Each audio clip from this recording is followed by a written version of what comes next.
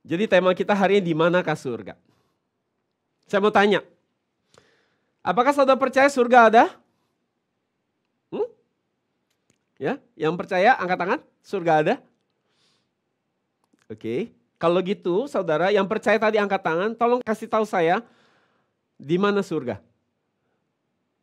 Ada di mana surga? Ada di mana surga? Jadi ini bagus ya, ini berseri saudara, minggu depan lanjutan keduanya ya. Jadi ini bagus, menurut saya saudara akan punya pemahaman yang lebih baik tentang surga. Ya, punya apa ya?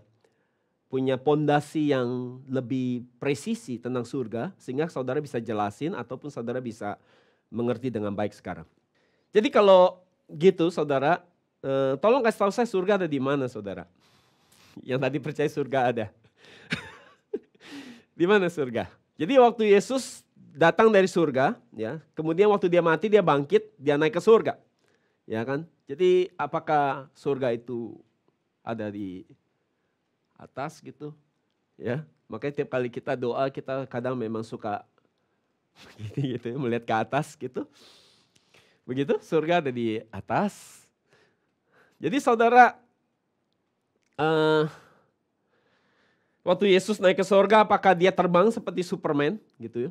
Kemudian dia naik ke langit, menembus ke angkasa, tembus ke atmosfer, menembus atmosfer, kemudian melampaui angkasa, antariksa, kemudian beyond, melampaui lagi daripada antariksa ya, Bima Sakti, galaksi, dan surga ada di sana. Oh begitu? Segitu? Seperti itu saudara? Nggak pernah kebayang ya, tapi hari kita jadi mikirin ya. Ya, jadi kalau ditanya sama orang yang belum kenal Tuhan, surga di mana? Di mana surga? Tiap hari saudara habis ibadah selalu bahasan tentang ujung-ujung mau ke surga. Tapi saudara nggak tahu, kita nggak tahu di mana surga ya. Jadi di mana surga? Apakah surga itu tempat yang tempat fisik, ada tempatnya secara fisik? Apakah ada lokasi secara fisik? Menurut saudara gimana?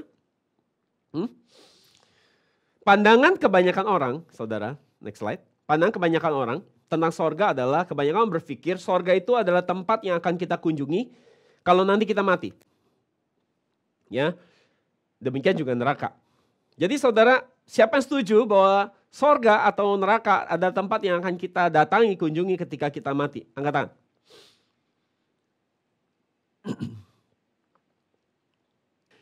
Jadi saudara, itu 50% benar. Nah, tetapi kita akan belajar lebih banyak lagi. Jadi di Alkitab, saudara, sebutan sorga itu ada dua. Sebutannya pertama adalah dalam bahasa Ibrani, Shamaim. Dan yang kedua dalam bahasa Yunani adalah Uranos. Shamaim dan Uranos. Oke, poin yang pertama. Jadi yang pertama, surga dibagi menjadi dua. Poin pertama menurut Alkitab, pertama adalah surga dalam konteks langit. Langit. Jadi ini adalah wilayah materi atau fisik yang saudara bisa lihat dengan mata telanjang. Jadi kalau saudara keluar rumah saudara, kamu selalu lihat ke langit, nah itu surga. Ya, langit yang biru itu loh. Nah, jadi saudara, di Alkitab bahasa Indonesia kadang-kadang kata ini dalam bahasa Ibraninya itu kadang-kadang bisa diterjemahkan surga, kadang ditulisnya langit. Tetapi Alkitab bahasa Inggris tidak menulisnya sky, langit. Tetapi heaven. Akan tetapi saudara, apakah surga ini hanya surga langit saja yang kita lihat, langit biru itu? Maka ada surga yang kedua, namanya surga, yaitu adalah tempat dunia rohania.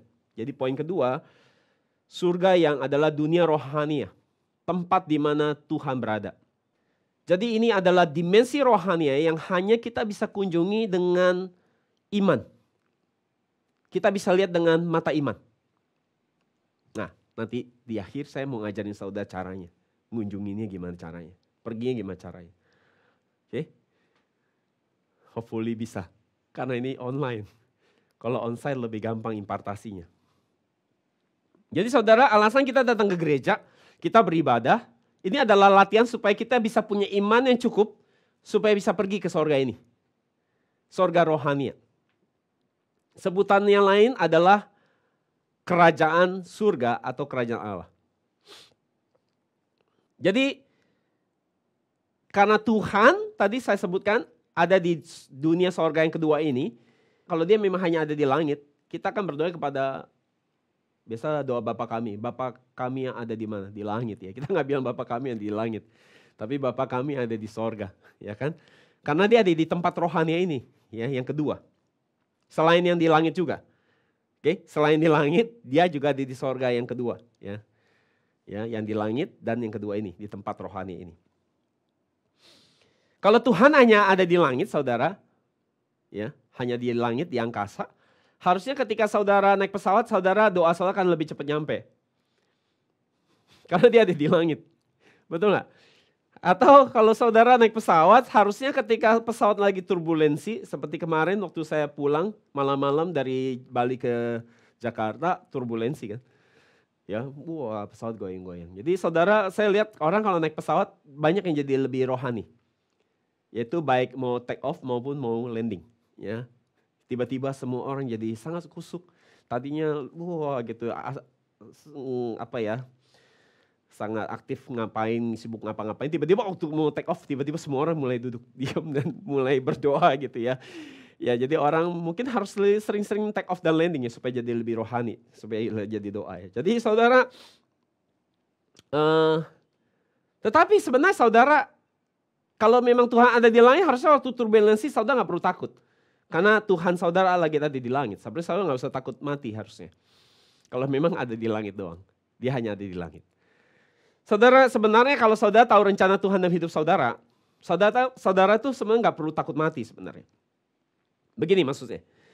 Kalau saudara tahu pekerjaan apa yang Tuhan mau lakukan dalam hidup saudara, dan pekerjaan itu belum selesai, saudara gak mungkin mati sebenarnya. Sebelum pekerjaan itu selesai. Jadi bagi saya, karena saya tahu pekerjaan apa saja yang harus saya lakukan bagi Tuhan, jadi setiap kali turbulensi, kayak kemarin di Bali, lagi turbulensi hebat, pesawatnya terbanting-banting itu, ya tablet saya ini, ya saya sibuk ketik-ketik khotbah gitu. Ya di samping saya udah berdoa gitu. Saya kayak nggak ada apa-apa gitu ketik khotbah terus gitu. Nggak mau tahu pokoknya saya mau turbulensi kayak apa. Karena saya tahu belum selesai. Jadi saudara harusnya kalau saudara percaya rencana Tuhan dalam hidup saudara belum selesai, makanya saya harus tahu dulu dong rencana Tuhan dalam hidup saudara apa. Apa yang belum saudara kerjain. Jadi saudara fulfill itu, waktu saudara fulfill itu, saudara harusnya gak perlu takut mati sih. Ya, teman saya saking kayanya ya, dia kalau naik pesawat selalu suami istri pisah. Supaya kalau salah satu mati masih ada yang nerusin bisnisnya. Jadi satu pergi dulu, nanti baru istri nyusul ya. Ya, pulang juga begitu, gak pernah satu pesawat ya. Supaya itu saking banyak duitnya saudara. Jadi takut kalau sampai pesawatnya jatuh, masih ada yang bisa jalanin bisnisnya. Atau bisa ngurus anak-anak ya. Jadi saudara, sekarang kita jadi tahu bahwa kita nggak bisa nandain Tuhan di satu tempat, misalnya di langit. Ya. Jadi kita nggak bisa ikat Tuhan ya hanya di satu tempat. Karena Tuhan itu ada di mana-mana. Kalau setan, saudara tahu setan? Setan nggak ada di mana-mana. Ya, setan di kantor saudara nggak mungkin bisa main ke rumah saudara sekarang. Ya, atau setan di jalan tikungan jalan nggak bisa mampir ke rumah saudara, setan yang sama. Tapi Tuhan yang sama itu ada di mana-mana. Tuhan yang ada di Amerika, Tuhan yang di Eropa, ataupun Tuhan yang sekarang, dan Tuhan yang di rumah saudara sekarang itu Tuhan yang sama yang hadir. Jadi Tuhan kita adalah Tuhan yang omnipresent. Dia maha hadir. Dia adalah roh dan tubuh yang dikenakan adalah tubuh kemuliaan. Tidak seperti tubuh kita sekarang. Tubuhnya ini bisa nembus tembok, tubuhnya tidak diikat oleh ruang dan waktu. Ya, saudara sekarang jam 11, saudara nggak bisa maju ke jam 12. Sekarang jam 11, saudara nggak bisa lihat jam 12. Tapi Tuhan di jam 11 sekarang, dia bisa lihat jam 12. Bahkan dia bukan cuma hanya bisa lihat jam 12, dia bisa maju ke 100 tahun ke depan. Dia bisa lihat apa yang ada di 100 tahun ke depan. Bahkan dia bisa mundur lihat 100 tahun ke belakang. Jadi dia tidak diikat oleh ruang dan waktu. Bagi saudara mau ke Amerika, saudara butuh 18 sampai 30 jam. Tergantung pesawat apa yang dipakai. Kalau lebih murah lebih lama nyampenya. Karena banyak transit, ya kan? Kalau lebih mahal 18 jam.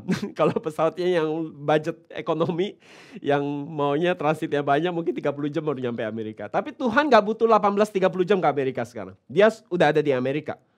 Tuhan yang sama sekarang di rumah saudara. Dia ada di situ. Dan Tuhan yang sama di studio ini. Tuhan yang sama. Dia ada di sini. Jadi saudara, itu sebabnya eksistensi dia tidak membutuhkan tempat atau ruang dan waktu untuk membuat dia menjadi ada. Keberadaan dia ada, tidak membutuhkan ruang dan tempat untuk membuktikan dia ada. Karena dia tidak dibatasi oleh itu semua, ruang dan waktu. Jadi saudara, mengapa Alkitab menjelaskan kalau gitu langit itu sebagai surga? Kenapa? Menurut saudara kenapa? Kenapa Alkitab harus menjelaskan langit, tiap lihat langit itu jadi ingat surga? Kenapa? Karena ini untuk membantu pemahaman kita secara manusia yang sangat terbatas, bahwa ada sebuah dunia melampaui diri kita. Jadi ini adalah untuk mengajarkan kita, ya, untuk melihat sebuah dunia yang tidak kelihatan atau dunia yang melampaui diri kita. Supaya kita belajar mengerti ada dunia rohani yang tidak kelihatan, ada dunia rohani yang sulit dicapai dengan mata telanjang kita. Dalam arti kita harus mengharapkan sesuatu yang lebih itu. Jadi ini adalah sebenarnya melatih kita untuk mengerti tentang sesuatu yang melampaui diri kita. Dan Alkitab dia memberikan syarat tentang surga. Syarat surga apa? Apa syarat surga menurut Alkitab? Itu adalah tempat, nah ini yang penting, tempat Tuhan tinggal dan Tuhan berada. Itulah surga. Tempat di mana ada Tuhan, tempat di mana Tuhan tinggal, itu surga. Jadi kalau di rumah saudara ada Tuhan, Tuhan tinggal di situ, sekarang, nah itu surga. Jadi asal tempat itu ada Tuhan, maka itu surga. Jadi kita ngerti sekarang, ketika kita menjelaskan surga, apakah surga itu dalam konsep langit yang kelihatan atau dunia rohani yang tidak kelihatan? Intinya, saudara, Alkitab memberitahu kita bahwa surga adalah tempat yang tidak bisa kita pergi pakai tubuh kita. Itu makanya waktu saudara dengar khotbah tentang 4 makhluk dengan sayapnya, orang zaman dulu mereka percaya kalau mau ke surga mereka harus pergi pakai satu alat, yaitu sayap. Karena surga bagi mereka ada di atas. Makanya kita bahas kemarin kan di tema kita sayapnya itu apa. Saya nggak tahu saudara masih ingat gak khotbahnya. Saya lihat wajah saudara, saya percaya aja bahwa saudara masih ingat khotbahnya. Apa itu sayapnya? Supaya kita bisa terbang naik ke surga. Nah iya masih ingat gak pelajarannya? Jadi saudara nggak bisa pergi ke surga. Ya misalnya ke langit, saudara bisa kok saya pergi ke langit, saya naik pesawat. Iya. Tapi kan nggak bisa pakai badan saudara sendiri. Saudara pakai pesawat buat pakai alat bantu bisa buat naik ke langit. Tapi tubuh saudara sendiri nggak bisa. Kecuali saudara dilahirkan punya sayap. Saudara bisa naik ke langit. Maka kita memberitahukan kita bahwa surga adalah dunia yang tidak bisa kita capai dengan tubuh kita ini. Itu ada tempat yang terlalu tinggi bagi kita. Makanya digambarkannya seperti langit. Tapi bukan hanya mentok di langit. Ini ada tempat yang melampaui diri kita. Itu adalah tempat yang ada di atas kita. Itu sebabnya ketika saudara berdoa, ketika saudara bicara surga, seringkali saudara tanpa sadar selalu lihatnya kemana? Enggak ke bawah, lihatnya ke atas. Karena itu sesuatu yang beyond dari diri saudara. Melampaui diri saudara.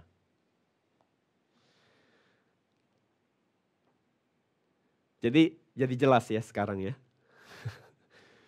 Jadi Alkitab telah berhasil membantu kita menjelaskan bagi kita surga itu. Dari pemahaman kita manusia yang terbatas. Akhirnya kita bisa ngerti tempat seperti apa surga itu. Yang jelas syaratnya harus tempat di mana Tuhan ada. Dan dalam pengertian rohani ya tentunya Tuhan ada dalam pengertian rohani. Bukan hadir secara fisiknya, tapi secara kehadiran secara rohani. Jadi surga bukan tempat yang hanya fisik saja, terlebih lagi itu adalah sebuah dunia rohani. Poin kedua sekarang. Surga dijelaskan sebagai apa? Sebagai kerajaan surga atau kerajaan Allah. Ya, nah sebutan yang lain adalah kerajaan surga atau kerajaan Allah. Jadi sebenarnya beda nggak sih antara surga dengan kerajaan surga? Beda nggak sih? Sebenarnya sama aja. Jadi saudara, kita mencoba menjelaskan lebih jauh bahwa surga itu digambarkan atau diumpamakan seperti sebuah kerajaan. Sebuah pemerintahan. Itu sebabnya waktu Yesus memerintahkan murid-muridnya untuk menginjil, Yesus perintahkan mereka untuk menyampaikan pesan apa? Matius 10 ayat 7. Pesannya apa? Pesan yang dikhotbahkan, kerajaan surga sudah dekat. Dan selama Yesus tinggal di bumi, Yesus banyak sekali melakukan penekanan di dalam pengajarannya mengenai kerajaan surga. Kerajaan surga, kerajaan surga. Jadi ketika menjelaskan kerajaan surga, waktu Yesus menjelaskan kerajaan surga, hal yang menarik, Yesus tidak menjelaskan tentang sebesar apa kerajaannya atau di mana lokasi kerajaannya. Hal yang menarik, Yesus menyamakan kerajaan surga, disamakan atau diumpamakan sebagai apa? Dengan apa? Dengan sebuah hubungan. Jadi kerajaan surga itu sama dengan hubungan. Contohnya apa? Matius 22 ayat 2. Dikatakan bahwa kerajaan surga dapat diumpamakan seperti seorang raja yang mengadakan pesta pernikahan untuk anak laki-lakinya. Jadi lihat di sini, bahwa kerajaan surga disamakan dengan apa? Hubungan raja dengan anaknya. Next slide. Dan juga kerajaan surga bicara tentang pernikahan anaknya. Pesta pernikahan. Contoh yang lain adalah Matius 25 ayat 1 sampai 3. Tentang 10 gadis yang membawa pelita. Jadi ini sekali lagi bicara tentang apa? Hubungan gadis-gadis ini dengan mempelai laki-laki, yaitu Yesus tentunya. Dan juga sekali lagi tentang apa? Pesta pernikahan.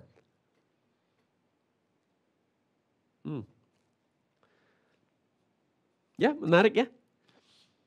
Kalau begitu, saudara, ternyata kerajaan surga itu bicara hubungan kita sama Tuhan. Bagaimana mempersiapkan diri kita untuk kita punya hubungan cukup dekat sama Tuhan, kenal Tuhan dengan baik, dan kita bisa semakin kudus supaya kita bisa jadi pengantinnya Yesus. Karena Yesus kudus, kita nggak mungkin kudus, kita harus kudus juga. Ya, meskipun saudara sudah lahir di kota kudus, tidak menjamin saudara kudus. Ya. Jadi saudara harus kudus, berpakaian kudus supaya saudara bisa menikah dengan mempelai laki-laki itu Yesus. Ya. Jadi itulah kerajaan surga, digambarkan seperti itu. Kalau begitu saudara sudah sering dengar ya, saudara masih ingat gak ya? Ada 3 syarat sebuah kerajaan dapat diakui sebagai sebuah kerajaan. Ada 3 syarat, masih ingat? 3 syarat kerajaan. Apa aja dia harus punya apa? Oke, yang pertama dia harus punya kedaulatan atau pengakuan. Jangan lupa ini. Kedua dia harus punya tanah atau wilayah. Baru dia bisa diakui sebagai sebuah kerajaan. Ketiga, harus ada orangnya, harus ada warga negaranya, harus ada penduduknya. Baru bisa disebut sebagai kerajaan. Oke? Nah sekarang dari 3 hal ini yang paling penting adalah bicara dia harus punya, yang paling penting adalah harus punya kedaulatan. Jadi untuk sebuah kerajaan dapat disebut kerajaan, dia harus menerima yang namanya pengakuan. Ya, misalnya Indonesia mau disebut sebagai sebuah negara, dia harus terima pengakuan dulu dari negara-negara lain bahwa ini adalah sebuah negara yang merdeka namanya Indonesia misalnya. Jadi dia harus ada pengakuan, baru kedaulatannya ada. Saya kasih contoh sekarang. Saya kasih contoh tentang kedaulatannya Tuhan. Oke? Tuhan kelihatan gak sekarang? Enggak, kita nggak lihat Tuhan. Ya kan? Tetapi ketika saudara taat sama firman Tuhan, saudara melakukan perintahnya, maka Tuhan yang tadinya nggak kelihatan menjadi kelihatan. Buat siapa? Buat siapa? Buat semua orang? Tuhan kelihatan buat semua orang sekarang? Buat siapa? Buat diri sendiri. Yes, buat yang taat aja tadi. Makanya mungkin bagi orang, apa yang saudara lakukan, ketaatan saudara sama Tuhan, buat mereka mungkin aneh, buat mereka mungkin nggak luar biasa. Tapi itu luar biasa bagi saudara dan bagi Tuhan. Memang nggak ada urusan sama orang lain. Jadi ketika Tuhan yang nggak kelihatan, tapi saudara taat sama Tuhan yang nggak kelihatan ini, maka Tuhan yang nggak kelihatan ini menjadi kelihatan bagi siapa? Bagi saudara. Karena saudara mengakui dia. Cara saudara mengakui dia gimana? Saudara taat. Taat sama perintahnya, taat sama hukumnya. Jadi meski saudara waktu saudara taat, saudara nggak merasa apa-apa. Tapi ketaatan itu membuat Tuhan yang nggak ada akan jadi ada. Sekalipun mungkin saudara belum merasa apa-apa sih. Jadi ketika saudara taat sama perintahnya, maka kedaulatan dia, pemerintahan dia, pengcoveran dia, perlindungan dia buat hidup saudara, itu jadi nyata sekarang. Jadi hari pertanyaannya adalah apakah di keluarga kita, di bisnis kita, di sekolah kita, di studi kita, kita taat sama perintah Tuhan. Karena waktu kita taat, maka di saat itu pemerintahan Tuhan akan turun mengcover aspek kehidupan pribadi kita. Jadi waktu saudara taat perintah Tuhan di segala aspek bidang kehidupan saudara, saudara jaga hari ibadah di rumah saudara, maka Tuhan yang tadinya nggak kelihatan, itu akan menjadi nyata dan kelihatan. Dia akan bela saudara, dia akan backup saudara, dia akan lindungi saudara. Dia akan treat saudara beda sama orang lain. Nah saudara, meski saudara nggak merasa ada sesuatu yang luar biasa terjadi, tanpa saudara sadari sebenarnya, berkat kuasa dan mujizat itu sedang dicurahkan buat saudara. Perlindungan, pembedaan yang Tuhan buat antara saudara dengan orang lain itu sedang terjadi. Saudara mengerti maksud saya? Sampai di sini? Paham? Oke. Di zaman Yesus saudara, orang Roma adalah negara yang berkuasa. Mereka menjajah Israel. Menjajah umat Tuhan. Jadi artinya tanah Yudea, yaitu tempat umat Allah berada, itu di bawah kedaulatan bangsa Roma. Bagi orang Yahudi, bagi orang Israel, di zaman itu mereka tahu alasan kenapa mereka sampai dijajah sama bangsa kafir, yaitu Roma. Kenapa mereka ada di bawah kedaulatan bangsa asing ini. Itu adalah karena alasannya adalah Adam telah menyerahkan kedaulatannya Allah. Ya, harusnya dia ada hidup di bawah kedaulatan Allah, tapi karena dia lebih dengar suara setan, iblis, maka kedaulatan itu hilang dan diserahkan kepada kuasa gelap. Dalam hal ini adalah bangsa Roma bagi orang Yahudi. Jadi saudara, mereka anggap Roma adalah kedaulatan yang salah akibat kesalahan Adam, telah menyerahkan dirinya kepada dosa. Sehingga mereka sekarang ada di bawah kendali bangsa asing. Jadi itu sebabnya mereka sedang menantikan pemerintahan yang sejati. Kedaulatan sejati. Yaitu Allah sendiri, yaitu Mesias yang akan datang memerintah, membebaskan mereka dari penjajahan Roma. Dan mereka menantikan waktu di mana Tuhan akan datang untuk merebut kekuasaan ini dari tangan Roma. Dan mengembalikan kedaulatan yang sesungguhnya di bawah kendali Tuhan. Jadi pertanyaan gini, apakah mereka bisa lihat bahwa Roma ini adalah tangan Tuhan sendiri yang pakai untuk menindas mereka? Enggak. Dan apakah mereka tahu bahwa Mesias yang mereka tunggu-tunggu sudah datang? Enggak. Yang mereka lihat cuma hanya orang miskin. Ya, satu orang miskin yang datang dari keluarga miskin, anak tukang kayu gitu ya. Dan waktu Yesus datang apa yang mereka harapkan? Mereka harapkan Yesus membebaskan mereka dari penjajahan Roma. Padahal Yesus mau membebaskan mereka dari penjajahan yang paling hakiki, yaitu penjajahan dari perbudakan akan dosa. Penjajahan oleh keterikatan akan dunia. Akan hawa nafsu dunia. Dengan cara memberikan firman Dia kepada mereka. Tetapi apakah itu hanya terjadi di zaman Yesus waktu datang pertama kali? Di zaman sekarang juga sama. Orang Kristen zaman sekarang adalah apa? Mereka mengharapkan Yesus apa? Membebaskan mereka dari apa? Sakit, masalah ekonomi, ya kan? problem keluarga, ya kan, karir. Membebaskan kita dari hal-hal yang lahiriah di bumi. Gak salah sih, Yesus bisa lakukan itu. Tapi ada masalah yang paling hakiki adalah bagaimana membebaskan saudara dari attachment. Keterikatan akan hal dunia sebenarnya. Karena keterikatan akan dunia membuat saudara akan diperbudak terus oleh keinginan dan hawa nafsu dunia. Sehingga itu bisa menjadi masalah besar, bisa membawa saudara berakhir di neraka. Jadi Yesus memberikan firman sebenarnya untuk saudara dibebaskan dari attachment sama dunia. Tapi orang Kristen memakai Yesus untuk menjawab attachment dia sama dunia. So, ngerti maksud saya? Jadi nggak ada bedanya sama orang Yahudi zaman Yesus kedatangan pertama sebenarnya. Orang Kristen zaman now. Mereka nggak berusaha kenal Yesus. Mereka cuma lihat Yesus secara lahiriah. Ini orang miskin, anak tukang kayu. Apa istimewanya dia? Dan akhirnya mereka salibin dia. Jadi saudara, definisi kedaulatan adalah kekuasaan dan pengaruh seorang raja atas wilayah yang dimilikinya. Seluas apa pengaruh atas sebuah wilayah, maka seluas itu batasan wilayah kerajaannya.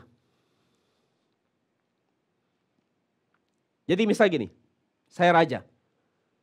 Saya berkuasa dan memerintah khusus wilayah pemerintahan saya di Jakarta.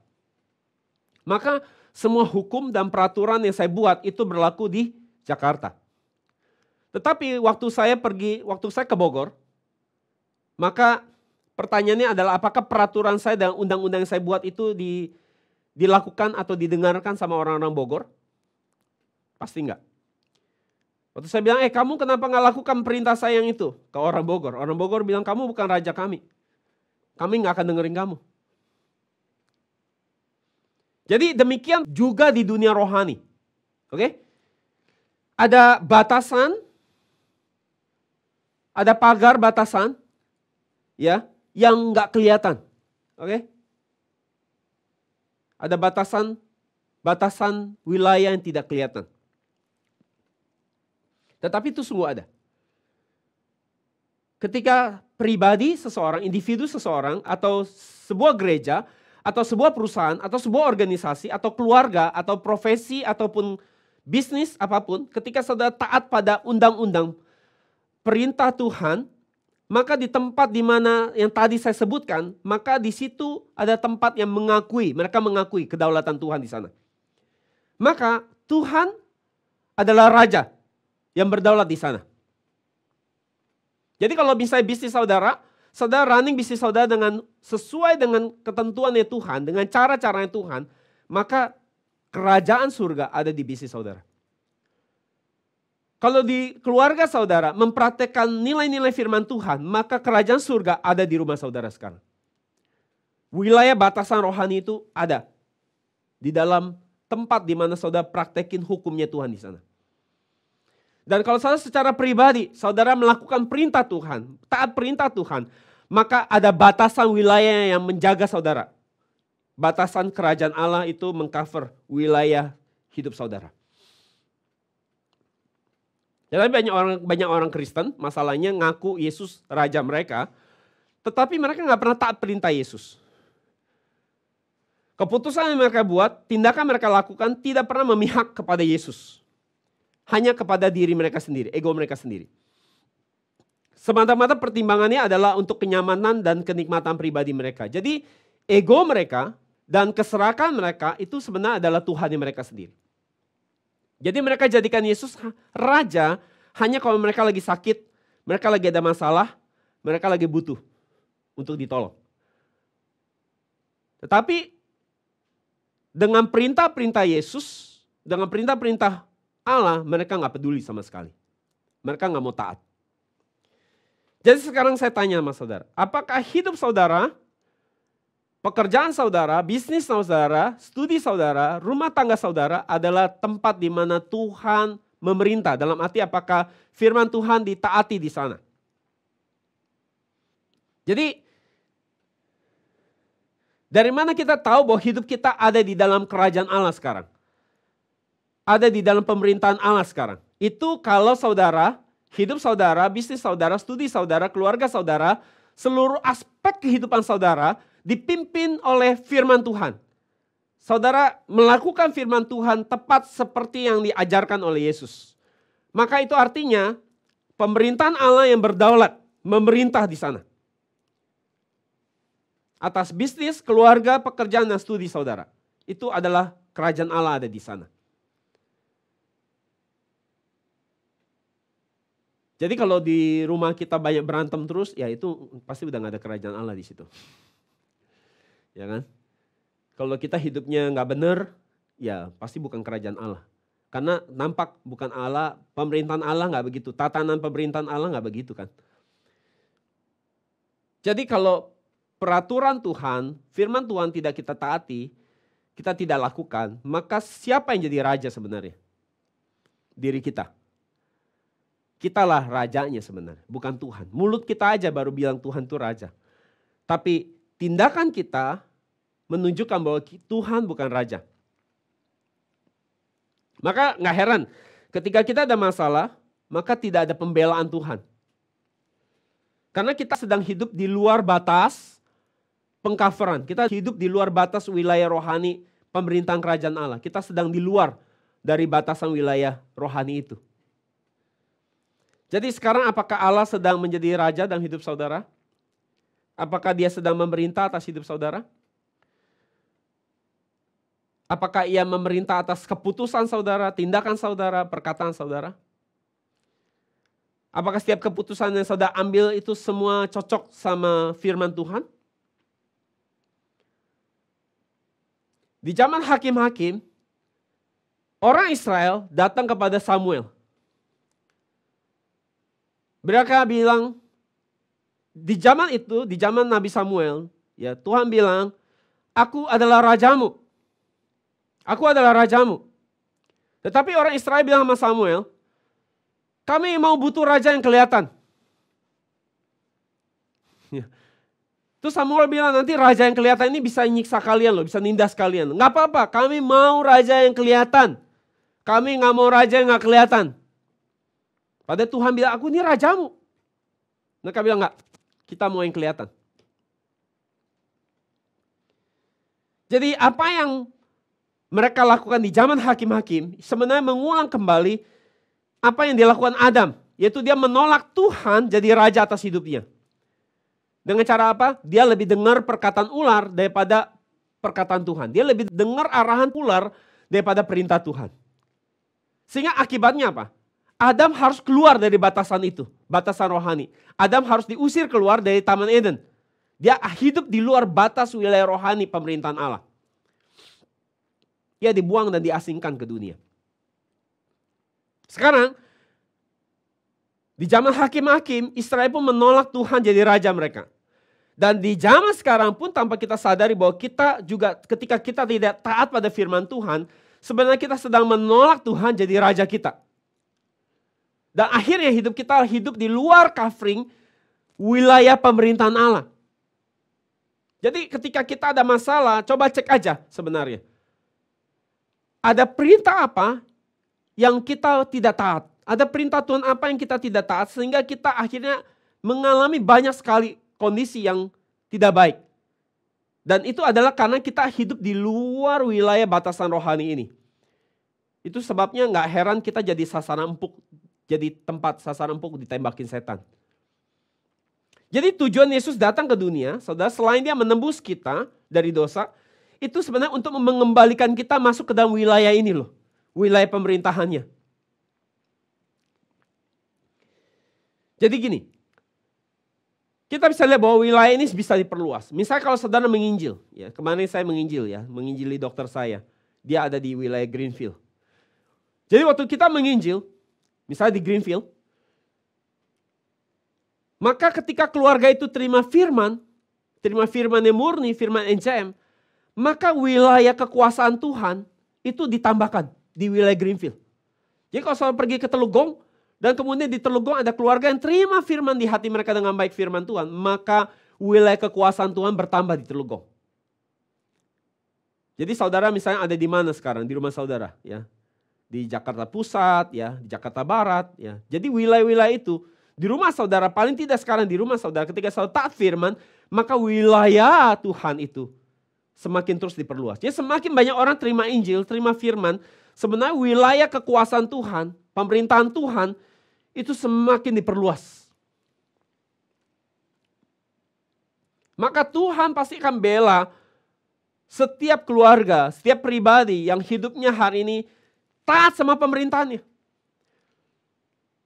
Taat sama undang-undangnya. Saudara nggak mungkin kalau saudara di bawah pemerintahan Tuhan, di dalam undang-undangnya, saudara hidup di dalam perintahnya, firmannya, kemudian saudara ada sesuatu masalah di hidup saudara, Tuhan nggak bela, itu nggak mungkin. Karena saudara sudah hidup sesuai, menjaga sesuai dengan tatanan yang diatur. Saudara tinggal datang sama Tuhan, Tuhan ini saya. Tolong kasih tahu saya ada isunya di mana yang saya belum lakukan. Saya sudah belajar taat. Dan Tuhan pasti akan bela saudara. Jadi semakin banyak orang yang terima firman yang murni ini, maka semakin luas wilayah kerajaan Tuhan diperluas. Melalui pemberitaan Injil saudara.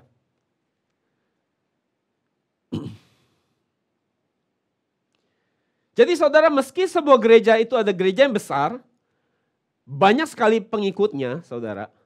Tetapi kalau firman Tuhan bukan jadi yang tertinggi di sana, firman Tuhan tidak ditaati dengan benar di sana, firman disampaikan bukan firman yang murni, maka itu bukan kerajaan Allah.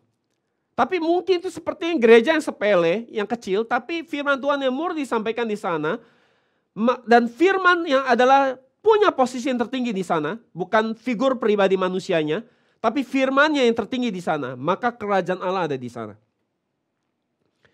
Jadi hari ini apakah hidup saudara, keluarga saudara, bisnis saudara, studi saudara, ada dalam batas wilayah pemerintahan kerajaan Allah memerintah di sana?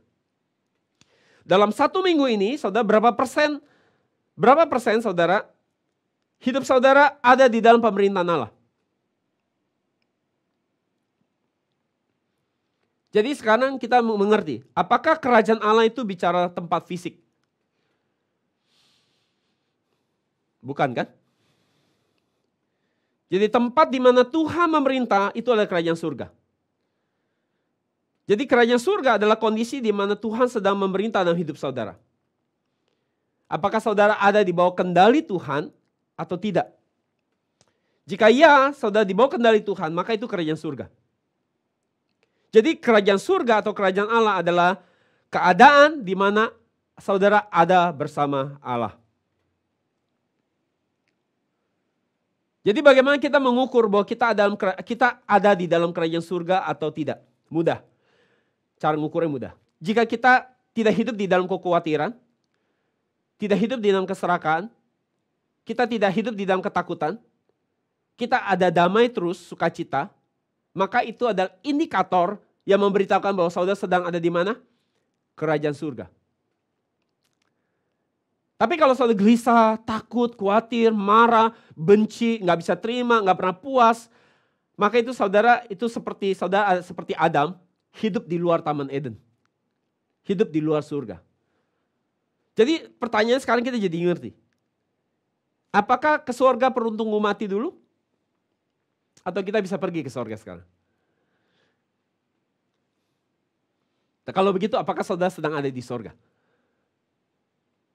Sekarang, maksudnya. Paling nggak 1 jam 45 menit ini ya, saudara ada di surga. Tapi saudara harus tambahin, dari 1 jam 45 menit, saudara mungkin selesai ibadah, saudara diskusi lagi firman hari ini sama pasangan atau keluarga saudara bahas firman, saudara pikir gimana cara melakukan firman ini, praktekinnya. Jadi selama 1 hari ini full, saudara bisa tambahkan terus surganya. Syukur-syukur nanti besok dalam 1 minggu saya bisa nambah jadi sehari lagi. 1 minggu jadi nambah 2 hari. Bisa full saudara jaga suasana surga itu baik di rumah saudara. Dalam hidup pribadi saudara. Tambahkan terus. Syukur-syukur bisa sampai full 1 minggu suasana surga terus. Ya saudara banyak pakai waktu saudara buat baca Alkitab, buat doa, buat renungin, mikirin Alkitab, mikirin bagaimana saudara bisa melakukannya. Jadi saudara, bagaimana saudara jaga surga itu di rumah saudara, di dalam hidup saudara pribadi. Jadi saudara ada di sorga gak hari ini? Lagi di sorga gak? Kalau lagi di sorga ajak saya ya. Saya mau datang ya. Tapi kalau gak lagi di sorga saya gak mau datang ya.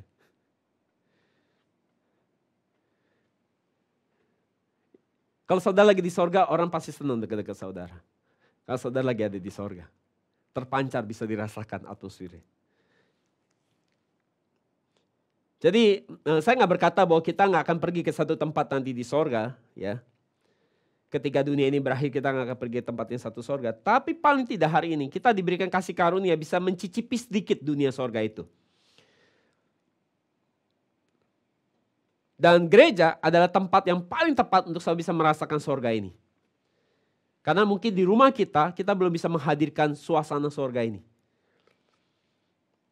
Karena iman kita belum sampai ke tingkatan itu, tingkatan sorga. Jadi kalau kita sudah mengerti sorga ada di mana, bahwa sorga itu bukan hanya bicara lokasi, maka neraka, lawannya sorga, neraka ada di mana? Tempat seperti apa neraka? Itu ada tempat tidak ada Tuhan. Saudara masih ingat kisah saya yang saya turun ke jurang maut? Belum sampai ke neraka baru turun jurangnya. Saya jatuh di tempat yang gelap sekali. Waktu saya antara setengah tidur kemudian saya lihat ada pocong.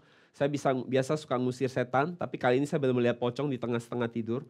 Terus kemudian saya pengen lihat mukanya. Terus saya mendekati wajah pocong itu. Waktu saya masuk melihat saya pikir ketemu muka yang serem. Ternyata saya cuma lihat gelap dan tiba-tiba saya disedot, tarik, jatuh. Dan waktu saya jatuh ke tempat yang gelap. Gelap banget. Dan kemudian tempat itu yang paling mengerikan adalah saudara, nggak ada Tuhan di sana. Itu baru jurangnya, belum nerakanya loh. Hari ini saudara jelek-jelek ini, kita mungkin gak bagus rohani. Kalau kita doa kita paling gak tahu, ya paling gak Tuhan masih mau tolong kita kali ya. Tapi di tempat itu saudara, itu sangat mengerikan. Gak ada yang bisa support nemenin saudara. Bahkan Tuhan pun gak ada. Dan itulah neraka, sangat mengerikan. Sekarang saudara kepepet sampai kayak gimana saudara panggil Tuhan, saudara masih yakin Tuhan ada. Masih mau nolong, mau lihat saudara. Tapi di tempat itu Tuhan benar-benar sudah tidak melihat kita. Kita ditinggalkan sendiri. Jadi itu mengerikan. Semoga kita nggak ada yang ke sana. Jurangnya aja serem. Itu saya sampai loncat dari tempat tidur bayangin. Saya biasa ngejar-ngejar setan, ngubur-ngubur setan, nengking-nengking setan. Tiba-tiba hari itu saya begitu ketakutan. Bukan sama setan, sama jurang maut doang. Loncat-loncat, keringat dingin, jantung berdebar-debar. Jadi kalau saudara menikah, di dalam pernikahan saudara berantem terus, maka itu bisa dibilang kayak di mana? Kayak di neraka. Kalau saudara hidup di dalam ketakutan terus, depresi, stres, putus asa, gak pernah puas, itu seperti ada di mana? Jadi apakah neraka itu bicara tempat? Jadi minggu depan akan lebih menarik lagi, saya akan membahas. Kalau begitu, kalau kita mati kita ke sorga yang mana sih sebenarnya? Kalau sekarang pun kita bisa cicipin sorga. Ya, jadi minggu depan saya akan bahas lebih menarik lagi. Di mana tempat Allah Bapa itu duduk bertahta dan memerintah kalau begitu. Ada di mana itu? Ya. Kesimpulan. Yang pertama, surga adalah tempat di mana ada Tuhan. Dan neraka adalah tempat tidak ada Tuhan. Kedua, kerajaan surga itu sama dengan sebuah hubungan. Jadi itu adalah proses kita belajar kenal Allah. Dan bagaimana mempersiapkan diri kita menjadi kudus untuk masuk ke dalam pernikahan yang kudus dengan mempelai laki-laki yaitu Kristus. Itulah kerajaan surga. Bicara hubungan, mengenal Tuhan dengan baik, dan mempersiapkan diri menjadi kudus, menjadi mempelai yang kudus. Itulah kerajaan surga sebenarnya. Jadi kerajaan surga yang saudara lakukan hari ini, belajar jadi kudus, saudara belajar kenal Tuhan terus, itu adalah kerajaan surga. Dan yang ketiga, bagaimana bisa punya hubungan yang dekat sama Tuhan, ya, bagaimana kita bisa terima hidup kekal, bagaimana kita bisa terima surga, itu adalah proses belajar kenal Tuhan lewat belajar Alkitab sebenarnya. Yohanes 17 ayat 3. Jadi cara kenal Tuhan tidak cara lain, hanya lewat belajar Alkitab dan praktek Alkitab. Itu akan bikin kita semakin kenal Tuhan. Dan lewat masalah hidup tentunya. Karena kalau nggak ada masalah hidup kita nggak akan pernah, iman itu nggak akan pernah bangun. Iman itu nggak akan bangkit. Iman itu nggak bisa dipraktekin kalau nggak ada masalah. Kalau terlalu nyaman, iman itu nggak bisa bekerja. Yang keempat, kerajaan surga adalah kondisi atau keadaan di mana firman Allah ditaati di sana. Jadi pribadi, bisnis, pekerjaan, profesi, organisasi saudara, keluarga saudara, selama itu dipimpin oleh firman Tuhan, selama itu taat pada perintah Tuhan, maka Tuhan adalah raja di sana, maka itu ada kerajaan Allah. Jadi kerajaan Allah itu sendiri bisa pribadi saudara hari ini. Saudara ketika taat perintah Tuhan, kerajaan Allah ada di atas hidup saudara. Ketika organisasi saudara mentaati perintah Tuhan, maka organisasi saudara adalah organisasi yang adalah pemerintahan Allah atau kerajaan Allah di sana. Amin. Sekarang waktu kita praktek. Oke? Sudah siap? Biasanya di onsite lebih mudah ya. Online ini agak susah. Semoga bisa.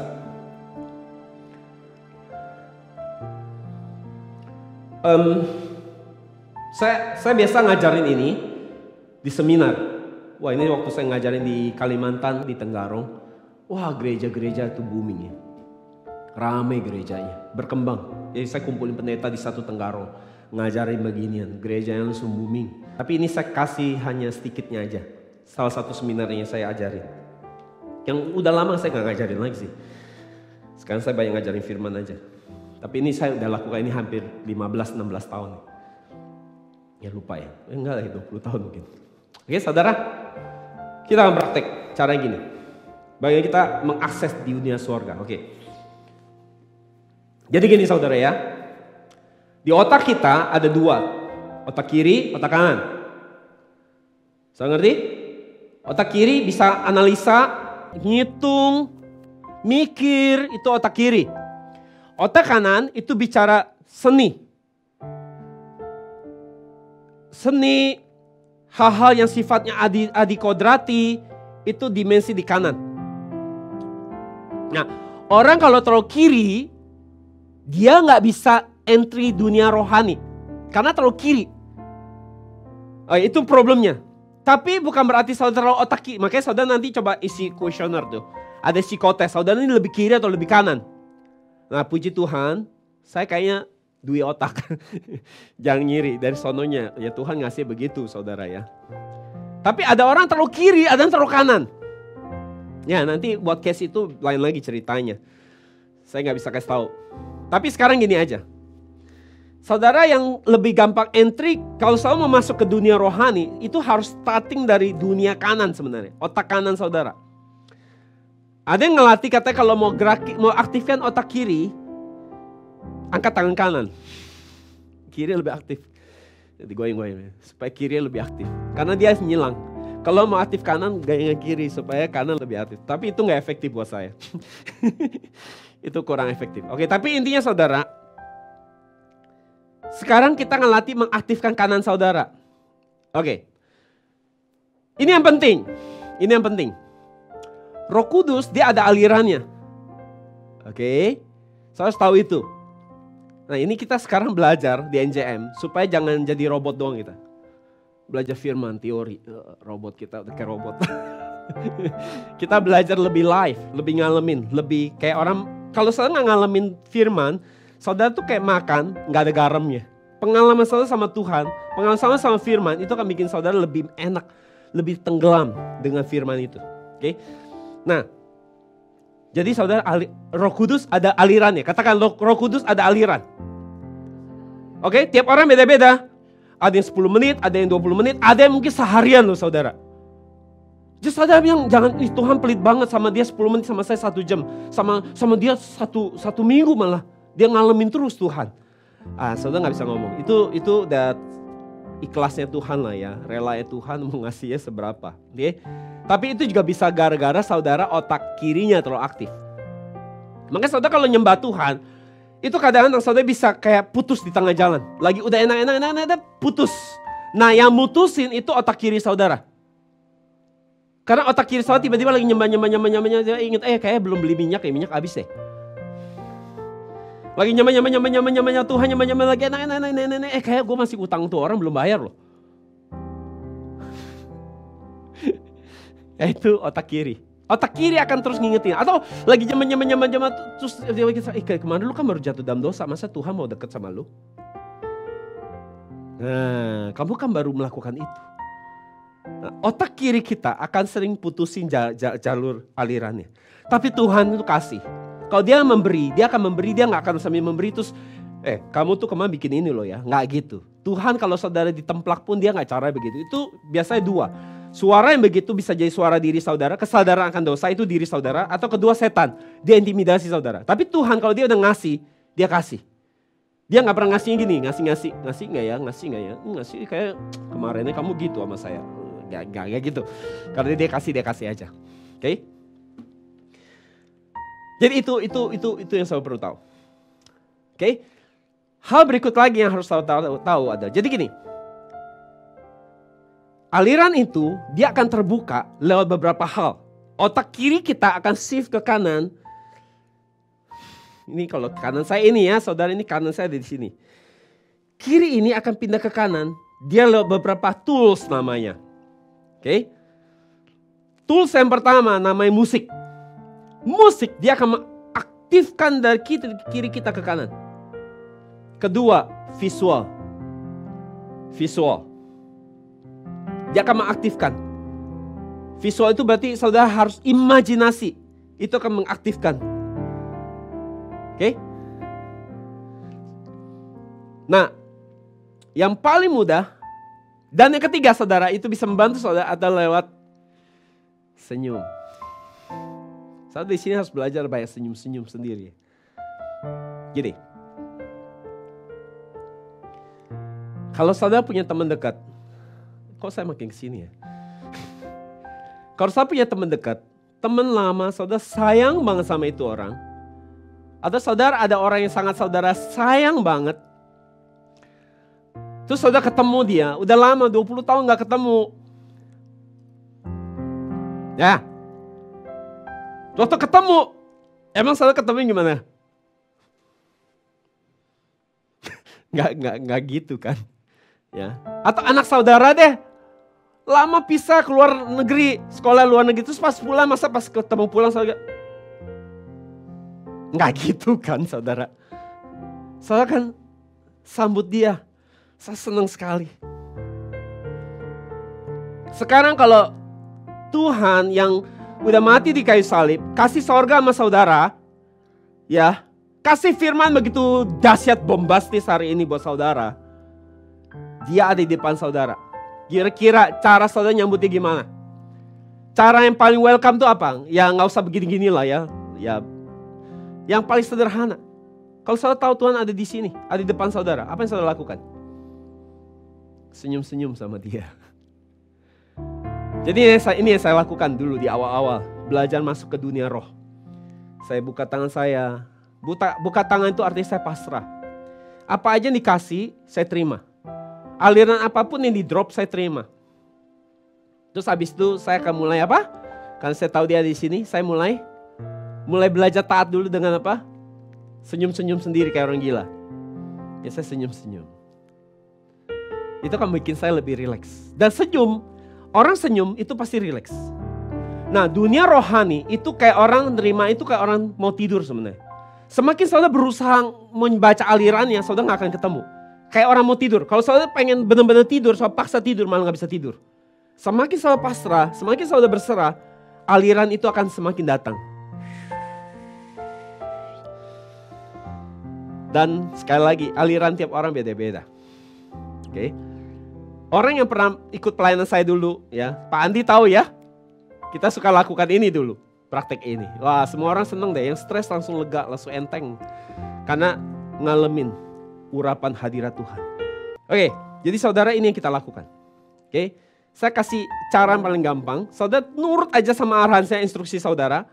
Oke, yang sama pasangan, yang sebelahnya ada orang, anggap nggak ada siapa-siapa di sini. Itu yang paling penting. Ya, kalau jadi jangan lihat kiri kanan, jangan lihat pasangan saudara, nggak usah pusingin. Ini cuma saudara sedang asik sendiri. Saudara sama Tuhan. Oke? Yohanes 15 bilang gini, tinggallah di dalam aku dan aku di dalam kamu. Pernah dengar ayat itu? Yohanes 15. Tinggallah di dalam aku dan aku di dalam kamu. Artinya Tuhan ada di mana? Tuhan ada di dalam diri kita. Di hati kita. Dan dia ada di mana? Kalau kita di dalam dia ada di sekeliling kita. Jadi Tuhan itu seperti udara, oksigen. Dia ada di sekeliling kita. Tapi waktu kita tarik nafas, dia akan masuk ke dalam. Saya suka membayangkan Tuhan itu, hadirat Tuhan itu seperti, saya seperti botol kosong yang dilempar di tengah lautan. Botol kosong merek Coca-Cola. Bayangin botol kosong Coca-Cola sekarang. Waktu botol kosong Coca-Cola dilempar ke dalam, iklan juga jadinya. Lempar ke dalam tengah lautan, di tengah lautan. Pertama yang terjadi sama botol itu apa? Tenggelam? Enggak, ngambang dulu dong. Pelan-pelan hadirat Allah, air itu mulai diisi. Botol diisi dan akhirnya mulai tenggelam. Blok. Jadi saudara, hadirat Tuhan itu saudara seperti samudra luas. Ada lagu yang mengatakan jika kasih Allah itu seperti tinta. Dan pohon di dunia ini seperti pena. Tidak bisa menuliskan betapa besar kasih Tuhan. Maka kalau saya bayangkan sekarang kasih Allah, hadirat Allah itu seperti samudra yang luas. Dan saudara seperti botol yang kosong di tengah-tengah samudra. Saudara masuk tenggelam, ditenggelamkan sama hadirat Tuhan. Di KKR saya saudara, itu bisa seperti ini. Saya akan bisa dapat impresi, saya bilang tunggu. Siap-siap ada satu lawatan lagi, siap 1, 2, 3 dan tiba-tiba dari belakang ada angin yang sangat keras hantam semua orang. Itu sampai pemain keyboard gak bisa main lagi. Penyanyi udah tumbang. Manifestasi setan lepas di mana-mana. Itu hanya dari berangkat pemahaman ini. Hadirat Allah bagai samudera yang luas. Tenggelam di dalam saya. Oke? Saudara siap? Sekarang tadi saya pelakunya ya. Saya tokoh utama tadi. Tapi sekarang tokoh utamanya saudara. Oke? Saudara yang akan mainkan apa ya namanya? Kayak main bola nih, tadi saya main, sekarang saudara yang main. Ini sekarang saudara. Oke? Tugasnya nurut saja. Dengerin arahan saya. Saudara bagus kalau punya headset, saya pakai sekarang headset saudara. Karena musik ini akan bantu saudara. Pakai headset. Udah? Saudara udah siap? Udah siap? Oke. Pejamin mata semua, ikuti instruksi saya. Pejamin mata semua. Jangan lihat kiri kanan. Pejamin mata sekarang semua. Tuhan ada di sini. Tuhan ada di rumah saudara. Tuhan yang ada di studio. He's the omnipresence God. Allah yang maha hadir. Tuhan yang ada di studio ini. Tuhan yang ada di Amerika. Tuhan yang ada di Eropa. Tuhan yang sama ada di rumah saudara sekarang.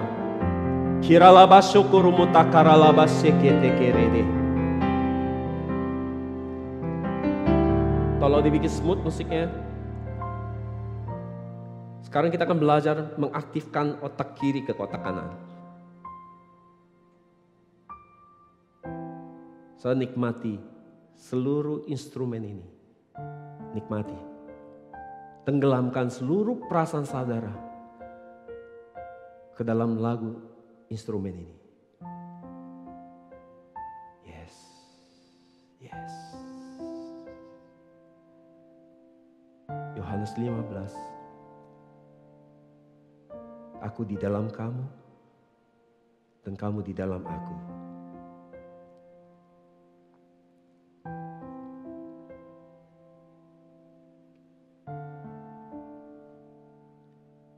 Naiki aliran ini, naikin, tunggangi instrumen ini. Seperti orang mengendarai atau dibawa di dalam seperti aliran sungai. Ikuti aliran sungai ini. Seperti sebuah arus, ikuti arus itu.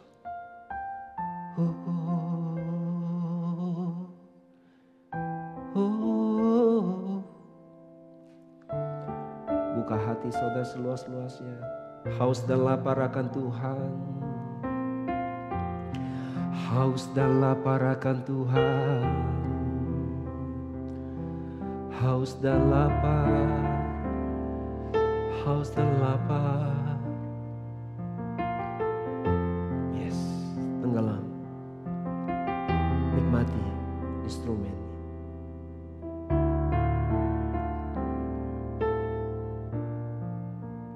Sekarang latih mata batin saudara. Latih mata rohani saudara.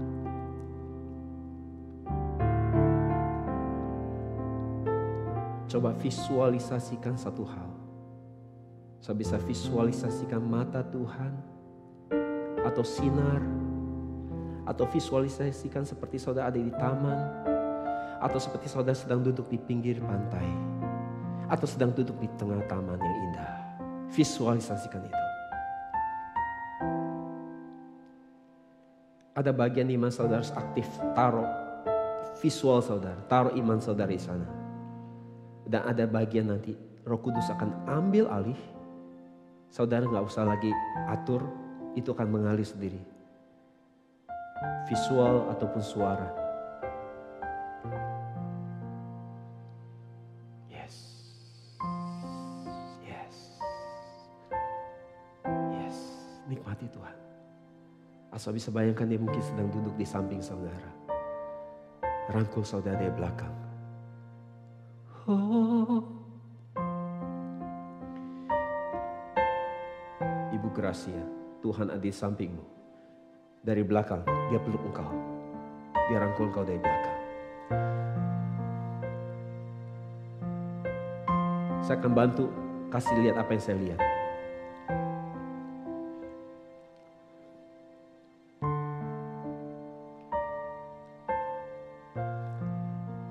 Pak Andrew, Ibu Vivi, di tengah-tengah, Tuhan ada di tengah-tengah situ.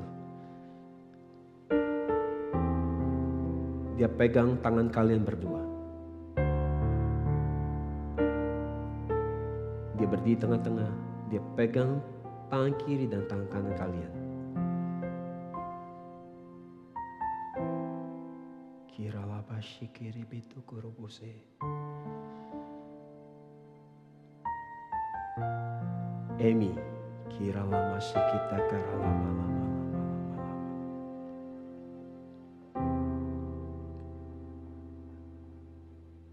Meskipun engkau merasa bahwa hidupmu keras,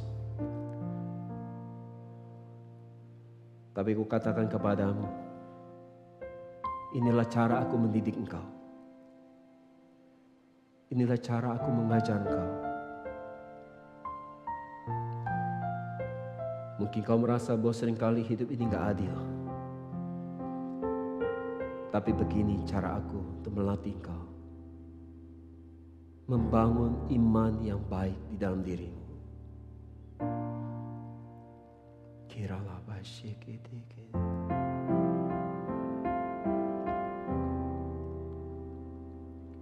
Semua terus fokus dengan visual saudara masing-masing. Fokus terus sama visual saudara masing-masing. Nikmati. Nikmati terus aliran ini.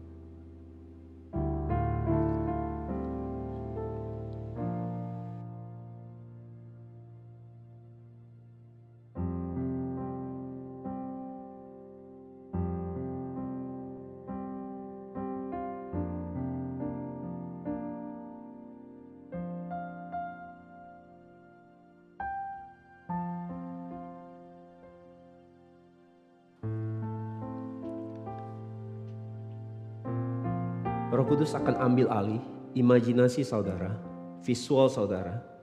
Dia akan ambil alih dan bisa bawa saudara lihat banyak hal. Atau kadang-kadang Roh Kudus itu bisa bicara, drop something suaranya. Dan itu suara yang spontan. Seperti impresi, spontan. Saudara belajar tangkap itu. Apapun yang dikasih, saudara fokus. Jangan analisa dulu. Waktu analisa nanti selesai saudara ngalir. Sekarang bukan waktu yang analisa. Sekarang waktunya menikmati aja. Kayak orang yang gak mau rugi. Nikmati sebanyak-banyaknya yang bisa dia tarik. sedot sebanyak-banyak yang bisa saudara sedot dari Tuhan. Dan saudara sekarang, waktu saya nyanyikan lagu ini, coba bayangin lagu ini, visualisasikan lagu ini. Dan lagu ini bisa jadi doa bagi saudara. Jadikan lagu ini doa. Nyanyikan dengan satu pemahaman. Nyanyikan lagu ini buat Tuhan yang saudara lihat sekarang. Jangan lupa tetap senyum sama dia, karena senyum bikin saudara rileks.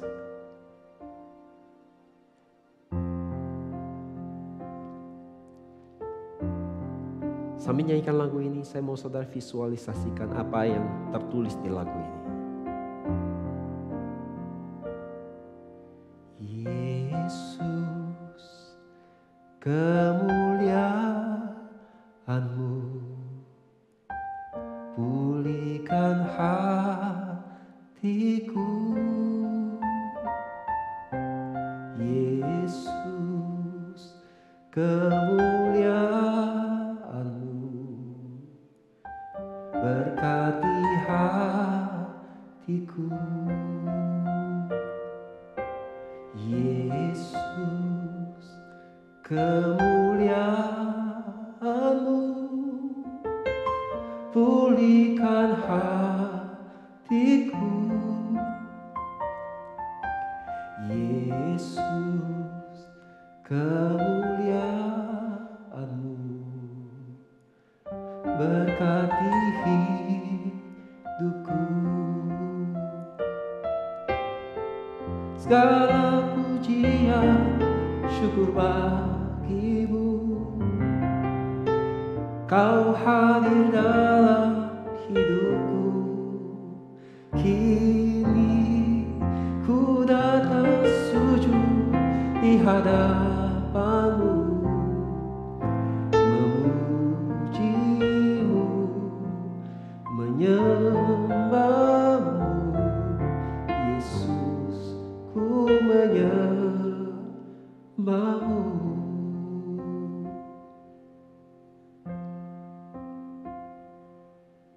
Kagumi Dia, sayangi Dia, cintai Dia, jatuh cinta lagi sama Dia.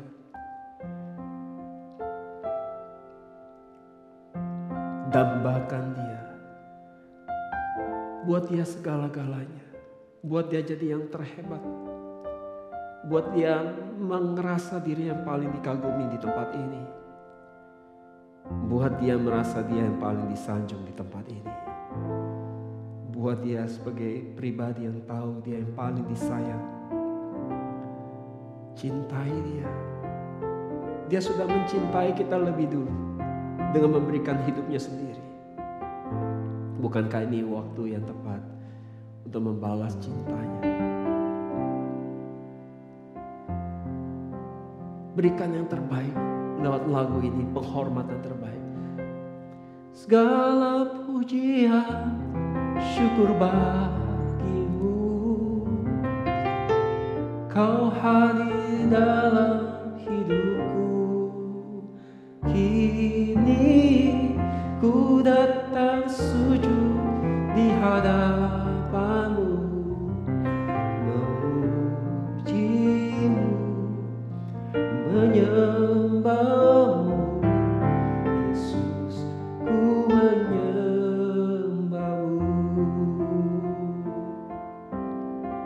segala pujian syukur bagi-Mu, Kau hadir dalam hidupku. Kini ku datang sujud di hadapan-Mu, memuji-Mu, menyembah-Mu. Yesus, ku menyembah-Mu.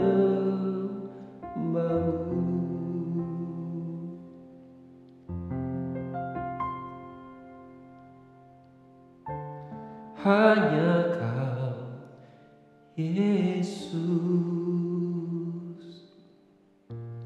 yang telah menjamah segenap hatiku. Tak seorang pun di dalam hidup ini seperti Kau, Yesus. Hanya Kau, Yesus, yang telah menjamah senap hatiku.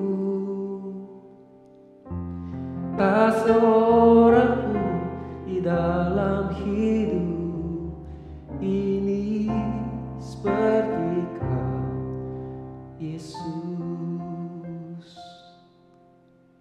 Bukankah Dia yang terbaik?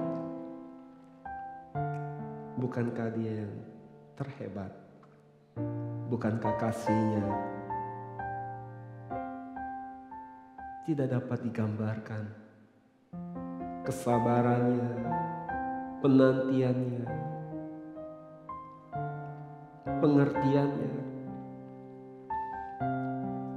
untuk terus mengerti kita, menantikan kita sampai kita mau jadikan hidup kita kerajaannya. Dia tunggu, Dia tunggu, Dia tunggu sampai kita siap, sampai kita rela untuk menyerahkan semua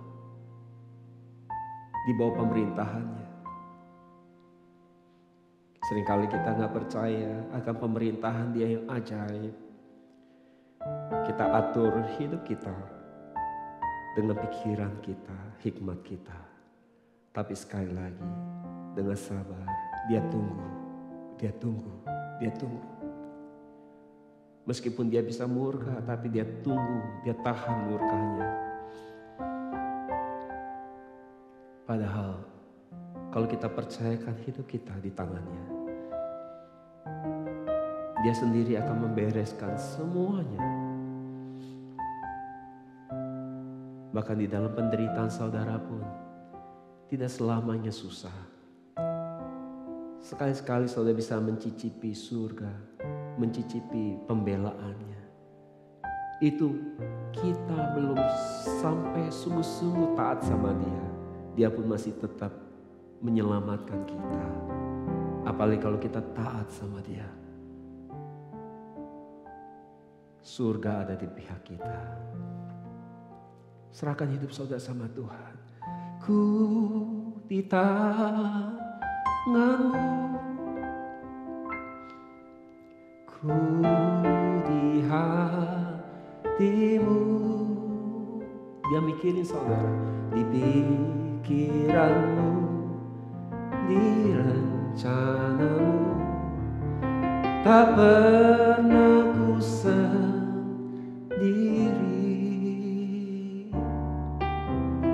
Ku di tangan-Mu. Bayangkan hidup saudara di tangan yang besar. Ku di hati-Mu. Lihat engkau ada di hati Dia. Di pikiran-Mu, di rencana-Mu, tak pernah ku sendiri.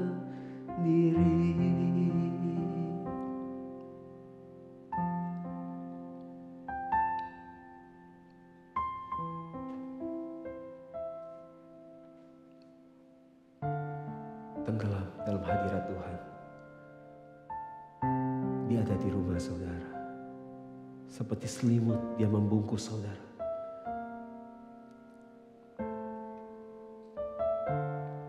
Ibu Ahwa, berkali-kali kau dipukul setan. Tahu engkau tidak hancur juga. Berkali-kali iblis menyerang kau, meremukkan kau. Tahu engkau tidak hancur. Karena selimutku yang tebal, selimut hadiratku terus menjaga engkau. Aku tahu ada waktu engkau tidak kuat. Aku tahu engkau tidak sanggup. Tapi toh tetap aku menjagai engkau. Aku tidak akan pernah membiarkan kau jatuh sampai hancur di bawah. Sebelum kau benar-benar hancur. Secepat kilat seperti burung Raja Wali. Aku angkat anak ini yang sedang jatuh. Tapi semua itu untuk mengajar engkau mengembangkan sayapmu, supaya engkau tidak berpegang kepada hal-hal lahiriah, supaya engkau bisa melatih dirimu melihat hal-hal yang rohani, melampaui hal-hal yang lahiriah. Beberapa saudara mungkin sangat berat hold on sama perintah Tuhan. Mungkin saudara gak kuat lagi. Saudara mungkin bilang, Tuhan, ini detik terakhir aku bergantung padamu. Sedikit lagi tali peganganku ini akan putus, Tuhan. Ini nafas kekuatan terakhirku. Tapi Tuhan katakan, nah, enggak.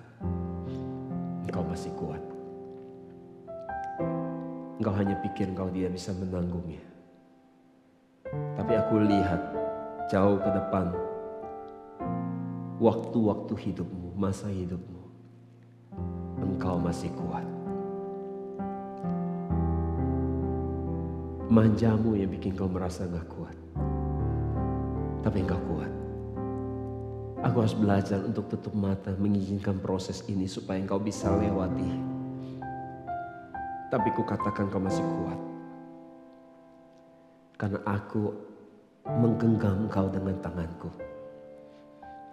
memegang hidupmu. Ku di tanganmu. Jadikan lagu ini doa, saudara. Ku di hatimu, di pikiranmu, di rencanamu. Tak pernah ku sendiri. Ku di tanganmu, ku di hatimu, di pikiranmu, di rencanamu. Tak pernah ditinggalkan. Ku di tanganmu. Lihat tangan Tuhan yang besar. Ku di hatimu, di pikiranmu, di rencanamu. Tak pernah ditinggalkan. Di pikiranmu, di rencanamu. Tak pernah ditinggalkan. Di pikiranmu, ku di rencanamu. Tak pernah ku ditinggalkan.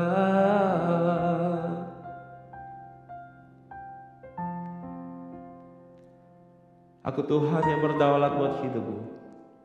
Pemerintahanku, kerajaanku ada dalam hidupmu. Jika aku di pihakmu, apa yang dapat dilakukan manusia kepadamu?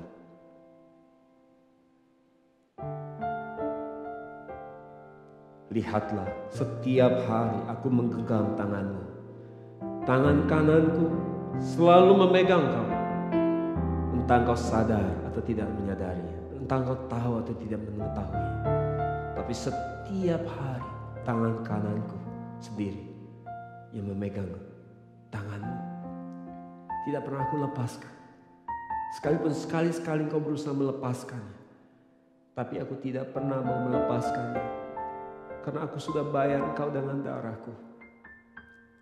Mungkin kau tidak mengerti betapa dalam kasihku. Mungkin kau tidak mengerti betapa berharga darah yang telah kucurahkan. Aku tidak akan rela melepaskan kau, anakku. Aku tidak akan rela melepaskan kau turun sampai ke jurang maut itu. Karena aku yang telah membayarnya, maka aku yang akan menyelesaikannya dengan baik. Mungkin kau mau memilih hidup suka-sukamu, tapi aku tidak rela kau menjalani hidup seperti itu. Itu sebabnya aku terus memegang kau sampai akhir, supaya kita bisa bertemu lagi di pernikahan yang kudus itu, di mana seluruh surga akan menyaksikan pernikahan itu. Mempelai laki-laki dengan mempelai perempuan yang kudus, tak bercacat, yang mengenakan kain lenan putih halus. Itu sebabnya aku selalu menghaluskan kau, membersihkan kau oleh firman-Ku, supaya kau bisa layak berdiri di altar itu bersama aku.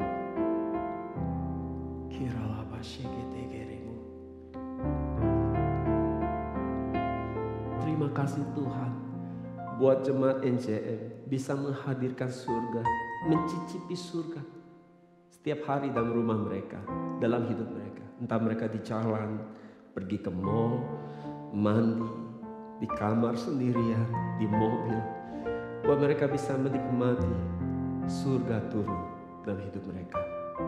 Senantiasa merasakan kau hadir, sehingga mereka tidak merasa seperti yatim piatu yang ditinggalkan di dunia ini. Karena kau berkata bahwa kau akan menjanjikan menghibur, itu Roh Kudus menemani murid-muridmu. Karena itu Tuhan, biarlah engkau hari ini terus hadir di dalam kehidupan pribadi lepas pribadi. Terima kasih kalau kami boleh menikmati sedikit dunia surga. Terima kasih Tuhan. Kami mau terus bangun kesadaran ini. Satu hari tambah satu hari, tambah satu hari. Sampai seluruh waktu kami bisa terus tenggelam di dalam hadirat Tuhan. Tenggelam di dalam pemerintahan kerajaan Allah, di bawah pemerintahan kerajaan Allah. Terima kasih Tuhan. Kami ucap syukur dan meninggikan nama Yesus yang berharga. Setiap kita yang mengalami Tuhan, katakan amin. Haleluya, beri kemuliaan buat Tuhan.